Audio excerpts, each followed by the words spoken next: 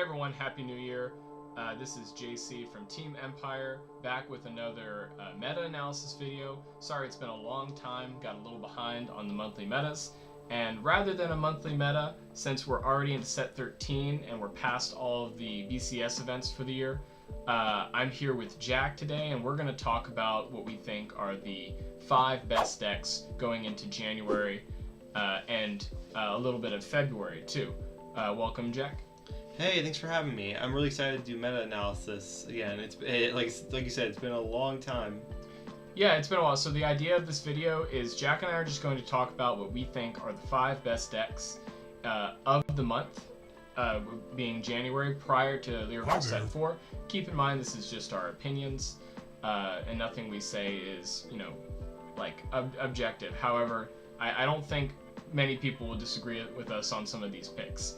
Afterwards, we are going to do a brief look into what's coming at the end of the month in Lyrical Set 4. That's right. Yeah. But for starters, we're going right into it. I think, Jack, that the best deck of the format is Leonor Bach. Oh, I can 100% agree with you. It has a lot. It has, I think Rosarium Fairy is the main thing it has, where it has a very strong early game, better than something like Djed, which doesn't really have one. And then it has an insane late game with Leonor's triple restand. Yeah, it's hard to play carefully around this deck too, because they're pretty much always able to open a very aggressive early game with tokens and Rosarium, as you had said. And damage denial is rough in this deck, since they did just recently get a countercharger within set 13. And even then, it doesn't really matter if you put them at 0, since they're always going to ride into the OG Leonor. And the OG Leonor, it has a CV skill, but they can just go into their triple drive. Yeah, against this deck, I would try my best, if you can, depending on what you're bringing to an event. Maybe it's another Leonor, to try to match tempo with them as much as possible. And if you're going second, try to stay at low damage. Yeah, they don't tend to have a big hand until they get to regular Leonor or mostly Vivace. That's when they get their hand size back up. The other thing about this is it's really difficult getting past the first Vivace attack, since she's usually an 80k swing. Yeah. But after that, most of the time she's just an 18k, which does lead the opponent to often put trigger effects on the Vanguard. Yeah. And majority of the time, the columns aren't that big unless they have a really high power rear guard in the back row for Rosarium to copy its or gain its power, or they have that new booster promo. Yeah, so if you haven't played against this deck yet, I would go ahead and read Vivace and read all of the direct support that it got in set 13, as well as Rosarium Fairy. Yes, and that's the promo's name is Luster Impact Dragon. I just remembered now. Very strong card. Next up, for the second best deck, we think it's Youthberg. Yeah, and between all 5 of these, I think they all perform well. So it's not much of a ranking of first, second, third, yeah, right? Yeah.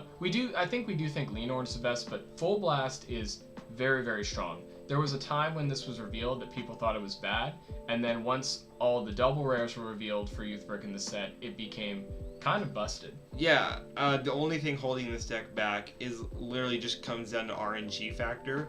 In my opinion, I think this is probably the most and I say this with a grain of salt, the most unfair out of all of the strong decks in this format, because it feels like there's not a lot you can do against it once it actually pops off and it's going first. Because none of its skills are actually restricted to your opponent's grade or anything besides just 1 CB. Right, and I was gonna say, if your deck can afford it, if you're going second against this, Jack actually taught me this, you can just not give them any damage. Just don't, yeah. Especially if you're playing Stoicheia or something, and you play something like Rancor Chain, you can have a pretty sizable hand and just not give them any damage. And if they call a rear guard, Ferragosa, which is their main double rare, they call it to the front row, and they try rushing you with it, you can just swing at Ferragosa and still not give them any damage while also getting your drive checks. Yeah, so you just have to read the room, and also don't do that strat if your deck can't afford it. Oh no, don't do that. Because some decks need certain pieces early, or need to aggro to do well. In fact, rushing Youthberg is also a really good strategy since most of the time they don't use that much CB at all. They just use like 1 or 2. They also can't drop a lot of their 5k shields since they want to discard the double rare girl for Karina, the one that puts stuff into soul. So there are ways to play around this deck, but if they get to their strat, which is 3 in soul, then it's pretty rough. Yeah. So just be ready, and also 4 drives. Yeah, 4 drives are scary. And next up is Djed Ignis. Yeah, this deck definitely feels like the definition of what do they call it? Like a late game deck. Late game OTK. It's like back in set 4, all the grade 4 decks, but this one accelerates so fast when they get to their grade 4. You could be fooled if you haven't played against Djed Ignis and be like, I'm fine, they're doing nothing on turn 3, I'm at 1 damage. And if they even see 1 trigger and you just don't have a lot of shield or don't have a PG, you could just go from 1 to 6. That's how it feels playing against Ignis. It's a very high powered deck. It can feel unfair. It's also very tough to guard out this deck because you're ideally against Djed you usually want to guard out their first few swings. That way, if you get a defensive, you won't go to 0 after getting your defensives. Yeah. But the Rock-a-Gur columns are usually 35k. 35 to 45, 48, or 43. And so you're already going to have to drop 2 cards at least to be able to guard that. So it's very rough. I would say most of the time, and it sounds very doom posting, I know, but most of the time, if they get to turn 4 and ride up, you might just lose. You might just die. That's why going first against Djed is pretty essential, or at least having a going second play. If you're a mass deck, or you're a mass deck, or you have a deck that pops off on grade 3 while the opponent's on grade 3, like Bastion. You need to have some kind of game plan going up against Djed, to be explosive, or else you're just gonna lose. Yeah, and Xavier actually plays this deck a lot, and he's done very well with it. The turn 3 can also be very scary. It can be, yeah. Most players don't really want to commit to it, especially if they don't have a Djed in hand, or a Djed Ignis, since a lot of their support revolves around revealing the Djed grade 4. Yeah, so I would test against this a lot, and I don't know, if your deck doesn't build a very big hand, then you're probably just going to lose against this. Yeah, just have a game plan against Djed Ignis. Read all the cards. Read all the cards. I also recommend in this format, because it's very high power, if your deck can afford it, putting some front triggers in your list. Mm-hmm. I'm pretty sure all 3 of these decks we just talked about can do really well with front triggers. Yep. Especially since the numbers are big.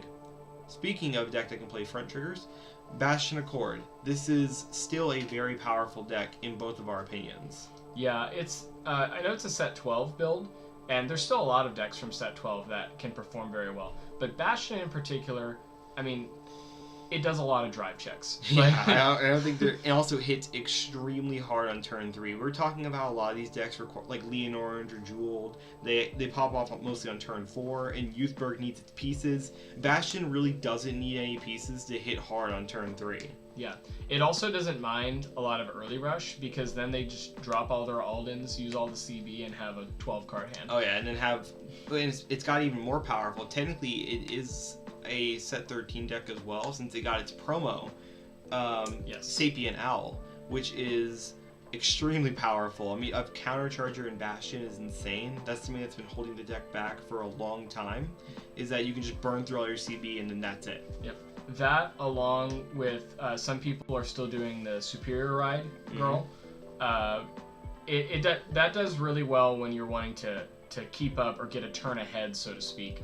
On certain decks, like maybe Leonor. However, staying on Accord isn't bad either. Oh, no. In fact, Persona riding on Accord could even be scarier than going to Prime, since Prime you could just hit triggers or PGs and then just not restand. Yeah. I would look at a lot of builds for this though, because a lot of people like to build this differently. And if you're playing against one, keep in mind that even if they have a big hand, you may still be in a good place, because most of the time, that's a phantom hand. They're just grade 3s. We got a new support card also in set 13, the grade 4 cycle cards. And while those are shield, they're only 15k, and you have to have a grade 4 in hand. And most of the time, they're just going to try and drop them, either for its like boost ability or for discard to ride. So keep that in mind. Yeah, but very cool deck. Very strong. Oh, I love this deck, especially with set 13. And then the final deck, I wish I didn't have to put it here because I don't like this deck, but it is Mushi King. The creepy crawlies. The insects. Alright, so I gotta be honest, when I hadn't read a single Mushi King card before it came out, and then Tony on our team completely clobbered me with it, and I just spent the whole time asking, what does that do? What does that do? Because for those of you who don't know, none of the actual units have effects. They just activate the corresponding order in their order zone. Yeah, read all the orders and then understand that the orders often need to correlate with a certain named card, a certain like rock, paper, or scissors, and then also the power that's showing in the little square. Yeah, little stats. That's something I was really confused by. And even though the starter doesn't let them draw a card, the crest for this deck is busted. Like, they get to search top 5 to thin every single turn. As soon as they ride up, they get 3 orders out of deck. And oh my god, Japanese Beetle is super annoying. Japanese Beetle, yeah, it's just a 23k attacker if they're going second, which I don't know who thought that was a good idea in testing. Like, it's insane. And also, Japanese Beetle, late in the game, CB2, discard a copy of the order, get a drive check. Like, yep. And in case you want an elevator pitch about this deck, basically really good early rush, and then a restanding Vanguard that can restand up to twice and get 6 drive checks. Yes. But it needs CB3 and it needs Gather Upon Me to get the 6 drives. So that's the one thing I will say about this deck, is that later in the game, it's very easy for this deck to burn out. Yes. But I would hands down expect to see this a lot at bigger events. I know that we don't have any official events coming up this month, but in Texas and a lot of other areas, there's a lot of invitationals coming up. There's a lot of big local events, and this deck is very, very strong. It's very like, don't underestimate it just because it's a collab deck. It is probably the strongest collab deck we've had so far, unless we get my go later on. Yeah. So Jack and I considered doing some honorable mentions, but I think that can, that's very up in the air. There are still a lot of very strong decks out of both set 13 and set 12 still that are doing well and can do well. But those are the 5 decks we think you're most likely to see if you're sitting across from someone at a high round in locals or in a big invitational. But now we'd like to move on in talking about Lyrical Set 4 a little bit. So in Lyrical Set 4, I think we're getting 4 new ride lines, right? One of those being an encounter. Technically, we're getting 5. 5, yeah. 2 of them being encounters. Because 2 of them are encounters, right? Yeah. And between all 5 of those, I think they're all fun strategies, especially the encounter one. But the meta contender coming out of Lyrical Set 4 is Sharma, the witch girl. So if you've never read this card, she has a brand new archetypal name called Lavers, yeah, which is basically, that name is important because she revolves around increasing units that have that archetypal name by her power. And then if she reaches a certain condition, I think it's of 33. 33, and the opponent's Vanguard needs to be grade 2 or right. greater. She can give one of her grade 2 or less units an attack from the back row with drive checks. Yes. And you've probably, if you have Twitter, seen memes about this deck where they have like 70k columns. Because they just hoard up their entire hand, and a lot of their effects power up the Vanguard by 5. But then you have a card like Resius, yes, which on place gives any unit besides himself 10k, which you can just give it to the Vanguard, and if you have multiple, just drop all of them. Yeah, so this deck it makes big number. If you play Premium or V, it's kind of like Dimension Police, where like the Vanguard's just going to try to get as big as possible and then swing. Even though they can't get the drive checks on turn 3 going first, it can still just make massive numbers. It can make like even 23 is a very annoying number for up to 3 rear guards to have. That's insane. The builds also differentiate a little bit between which over trigger to run. Jack and I were talking about it, and we're pretty sure that if you play the red OT, you can still, whatever attacks from the back row can still have drive checks on the second attack. But we're still studying that up because of the quote-unquote restand ruling that was made, changed 2 years ago. Yeah. Yeah. We'll just like put a community, or I'll put a pinned comment in the video if we are wrong about this in the future. Yeah. Also, something that some advice I would give before we start to wrap up the video.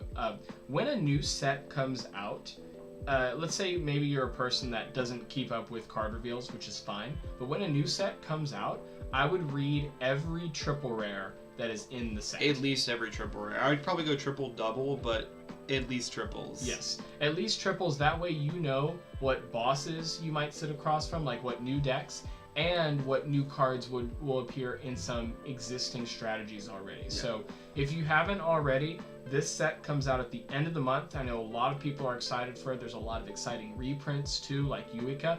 Read all of the new bosses and any of the triple rares that are being revealed along with them. And if there's something you want to know more about those bosses, then read the rest of their support as well. Get reading. There's 16, so good luck. Yep. But anyway, I hope that's a helpful analysis. The other meta video that I want to make that's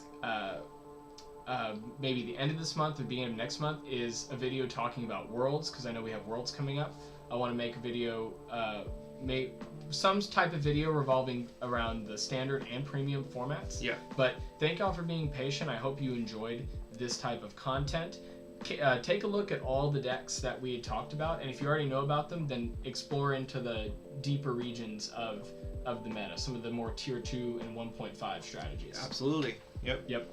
But thanks again for watching, and y'all have a great day. Good luck in all your events. Yep. See you later, guys. Bye.